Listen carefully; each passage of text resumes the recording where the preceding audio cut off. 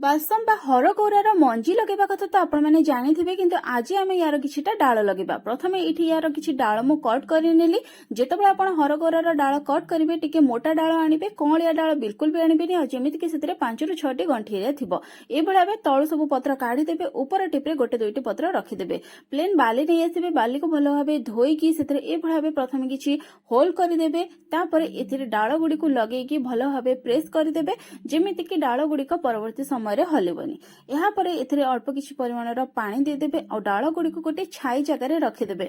मात्र 4 रु 5 दिन भितर एथिरे आपनकर चेर आसी जिवो आ गोटे नुआ हरगौरी गछ आपनकर डाल रु ही प्रस्तुत हे जिवो। जदि आपन पाखरे हरगौरार मंजी नाही ताहाले ए भला बे डाल लगेई कि आपन सेतरो ढेर सारा गछ मध्य प्रस्तुत करि परिबे, से भी पुणी फ्री रे। या विषय डिटेल वीडियोटी मु गोटे शेयर करि साची। आपन माने मोर YouTube चैनल को विजिट करके से डिटेल वीडियोटी देखि परिबे और से भला बे हरगौरार डाल को मध्य लगेई परिबे।